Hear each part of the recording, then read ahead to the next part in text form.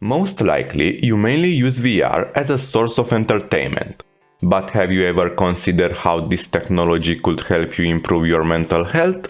Today, I will speak about 4 ways in which virtual reality can be a therapeutic experience that manage to improve the quality of your life.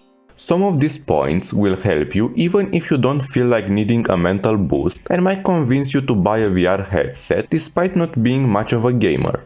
Let's start with an easy one and speak about social anxiety. This condition most likely will look different depending on the person, varying from being uncomfortable in social situations that involve a lot of people to not being able to hold a conversation properly with another human being. The common factor will be that at the back of your mind there will always exist a small little voice telling you how unwelcome you are in that place or conversation.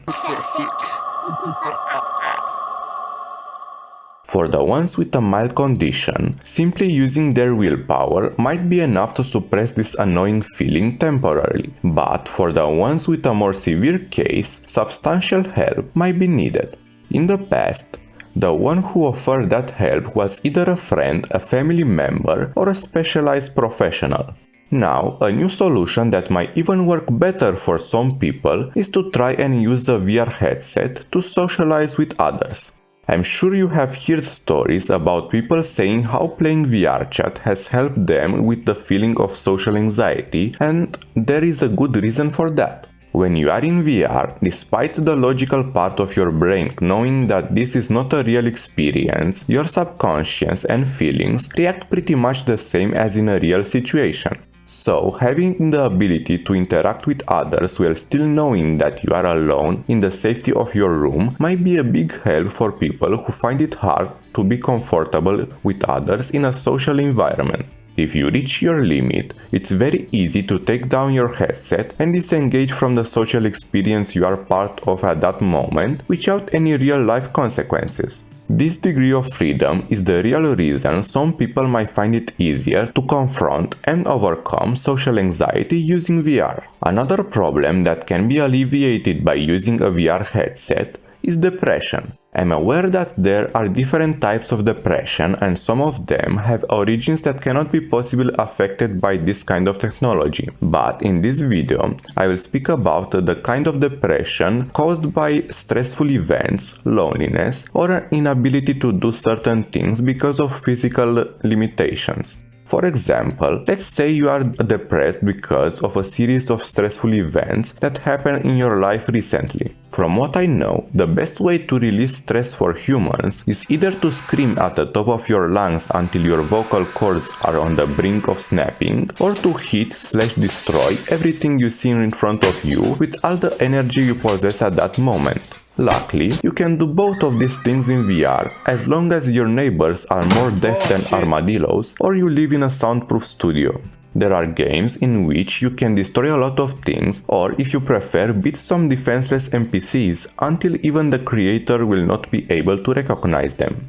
If the source of your depression is loneliness, there are a lot of social VR games like VR Chat, Rec Room, Banter and Horizon Worlds in which you can interact with different kinds of people. For the ones of you who are not much of a gamer, you can simply watch movies and speak with others in virtual theaters like Big Screen VR. Many people have built deep and lasting friendships in this kind of virtual worlds, so there is no reason you could not succeed as well.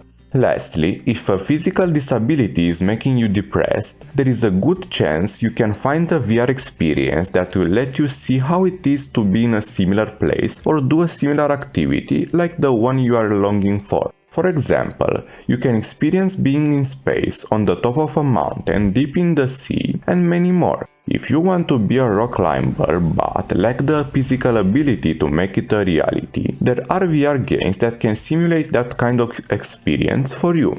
These are only a couple of examples that I can give you from the top of my head, but if you are patient enough and look very carefully, you'd most likely find something that will manage to change your perspective about what experiences are possible for you. Now, let's talk about the scary stuff.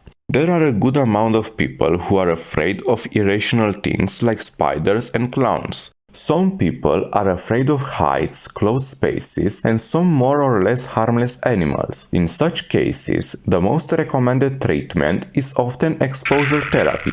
But what about when the case is so severe that the affected person can't manage to make contact with the real thing, even if it is in its most harmless state?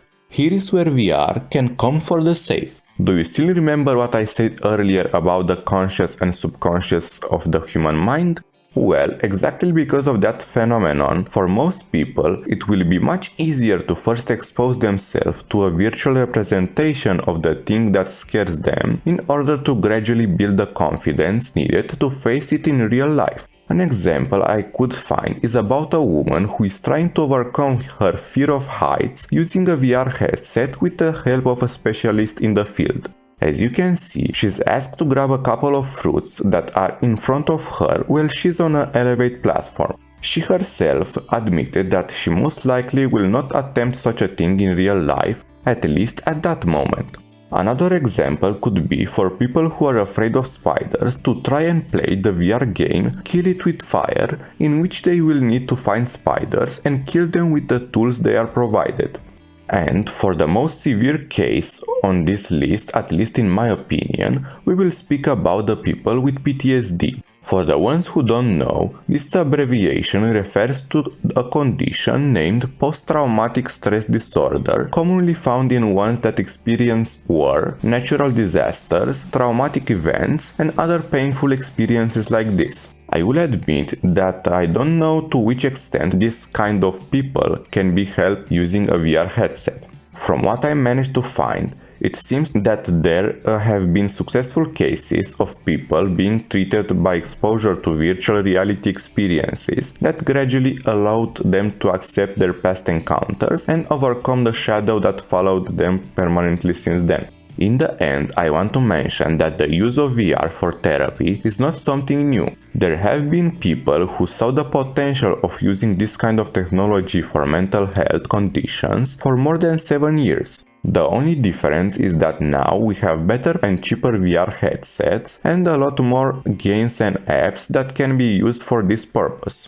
As a bonus, I also want to mention that you can use VR for meditation sessions that will be much more immersive than through other mediums. If you think I missed something related to this topic, please let me know in the comments. And if you enjoyed the video, I recommend watching this next. Goodbye.